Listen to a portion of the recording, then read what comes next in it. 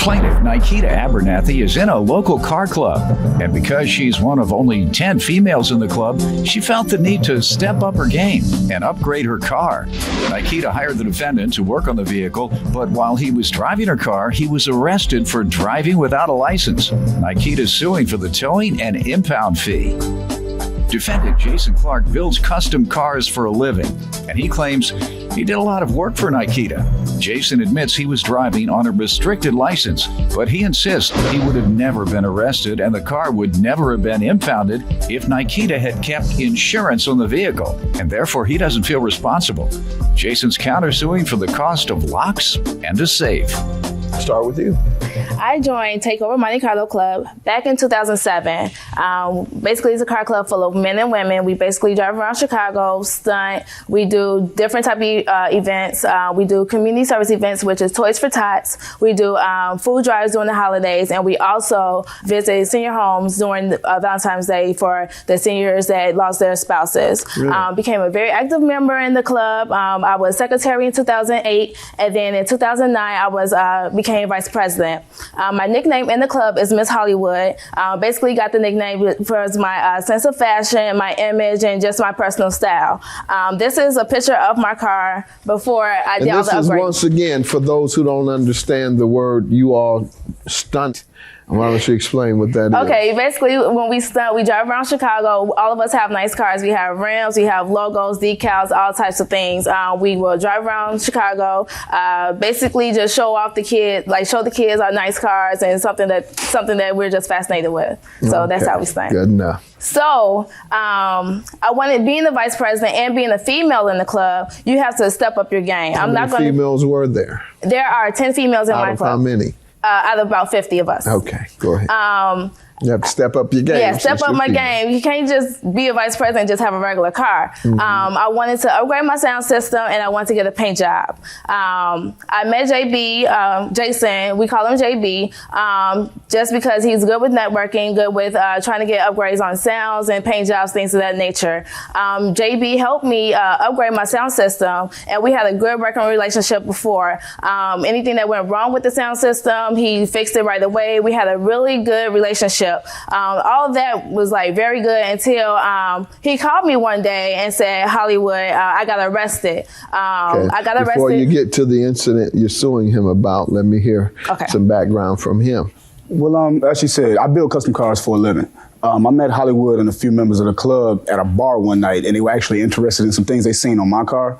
And when they found out that I installed it, the next thing I knew, I was making appointments to do several members' cars. After doing a couple of members' cars, I eventually got to Hollywood's car. As she said, I've done a lot of stuff for her car and gave her a lot of deals, actually more than most. And then, like I said, we had this situation with her car being painted. The car was actually painted by a friend of mine that I introduced her and the club to. But because of her busy schedule, the car was never finished. The car got painted. There's a stage of painting a car. You have to wet sand and buff the car once it's finished, after you've painted it. The car got painted, and she came and got it because she had to go to work. 3 months or so passed. I go out to a club meeting with them, and I saw the car. And, you know, the paint job looks good, but it looked dull. So I said like this, look, I'm the one who recommended you to him, and I'm tired of the car looking like this. Give me a day when you're free. I'll take the car and go wet sand and buff it. And the lawsuit in hand, it probably occurred, it sounds like, when you came and picked the car up. Let me hear from you. What happened? Okay, I seen JB July 4th, and he seen my car. He told me that the paint looks good, but he wants to get it done. That's when JB decided to take it upon himself and say, I'm in my word. Let's get this car finished. I'll take it and I'll get it wet sanded buff for you. He took my car. He said that he's going to help his friend wet sand and buff my car so that it's guaranteed to be finished within one day because I have to work the rest of the week. He took my car, dropped my car off to JB and at his house around 9 o'clock.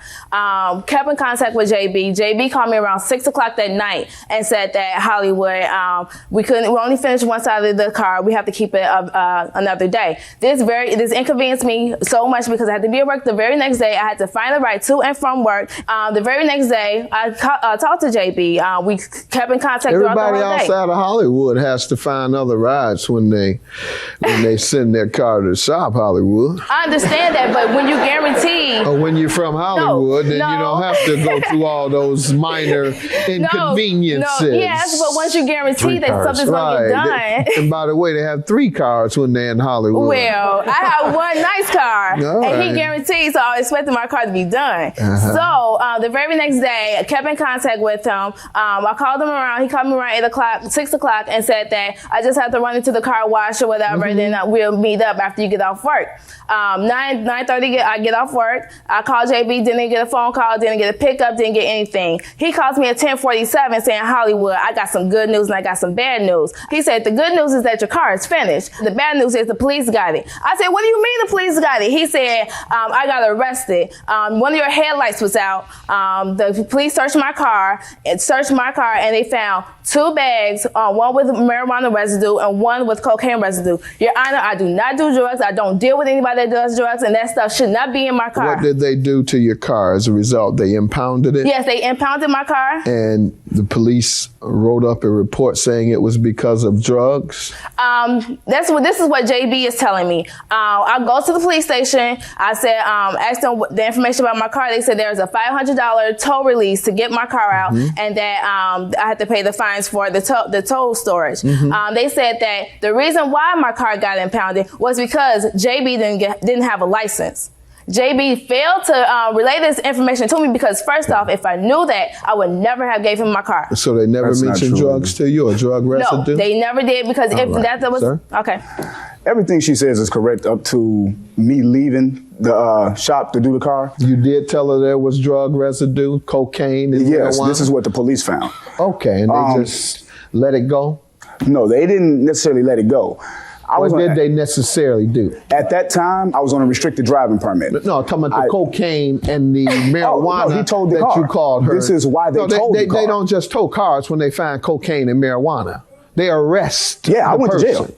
Okay, for cocaine and marijuana? For that and a few other things. All right, you have anything showing cocaine and marijuana? No, I don't. Do you have anything about your arrest? Yes. Let me I have see. a bond sheet and the tickets. Why wouldn't it say cocaine and marijuana? Because the drug paraphernalia that they found in the car, he said that he was not going to charge me with it, but he was towing the car. The situation when I got pulled over in her car, I got pulled over because of an HID kit that's on her car that doesn't work properly. They pulled me over for a headlight. When he pulled me over, I explained to him, and just like I told Miss Abernathy, when I got her car, I didn't go into full detail that I was on a restricted driving permit, but I told her, is everything straight with your car? You got insurance, so on and so forth. Because if I get stopped and you don't have it, I'm gonna be in a lot of trouble. If there's no insurance on the car, it voids the RDP. It's like I have no license. She assured me that everything was fine. They pulled me over. I gave him all my paperwork, and he asked me for the insurance. When I gave him the insurance, he told me it was invalid. From that point right there, the car's already getting towed. Oh, okay. So it was your fault because you had a restricted driving license. Oh, yes, that is definitely my responsibility. You shouldn't have driven her car on a restricted driver's license. That's what I used to work. All right, but that's why did you inform her that? Yes, I asked her about her paperwork on her car. No. I said, did you inform her? Oh, that I was on an RDP? Yes, driver's license. No, I didn't go that far to give her that much of my business. You had that obligation. Whenever you have someone's car and there are some restrictions regarding your driver's license, you have an obligation to tell them. If you have a restriction because you were given a drunk driving ticket earlier or conviction, you certainly should tell that person, I was caught drunk driving, because it's likely that a person would say, oh, if this person has been convicted of drunk driving, I'm not letting them drive my car. That's understandable. I've never had a DUI though. But you have a restricted license for some reason. Yeah. Whatever the reason. Now, your counterclaim for the locks and the safe, what is that for? Upon me getting arrested, the police emptied out everything that was in my pockets, including the keys to my house and my safe in my house. They left them in Hollywood's car. During the course of this time, after she got the car back, I'm steady calling her every day. Hollywood, I got to get in my house. I don't get no reply. To this day, I still haven't received these keys yet. What about the safe? Yeah, the safe, I had to get it popped and I had to buy a new one. Okay, because you didn't have keys. Because I didn't have the keys. And all right, ma'am, what do you say about his keys? Your Honor, first off, anytime that JB calls me, I'm gonna pick up because why? He owes me money. He never once asked for my keys because what? The keys right here, I would have gave them to him. He knows never that. asked for his keys? He never asked for his keys. You want to know why? Because he said he was going to give me money for my for everything. So he didn't want to see you at all because he didn't have your money for you. Exactly. Upon the night of her car getting towed, and because of the situation, I told Hollywood. I said, I don't feel responsible for your car getting towed. I know you don't, but I do feel you're responsible. Have a good day. Judgment for the plaintiff, the entire amount, $695. Thank Yours you, is dismissed. First off, I always keep insurance. There are 2 copies in my glove compartment. So if he didn't find any insurance and he would have got a ticket for it, he would have proved it in court and would have got dropped.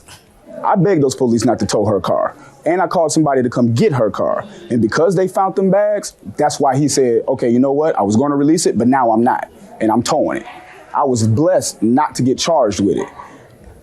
As many hookups and favors that I've done for this lady, and then the threats that came behind it, and her having access to my house, and having keys to my house and my safe, and people calling my phone and threatening me and so on and so forth, it was like a slap in the face after how long I've dealt with them and I've been straight with them about everything.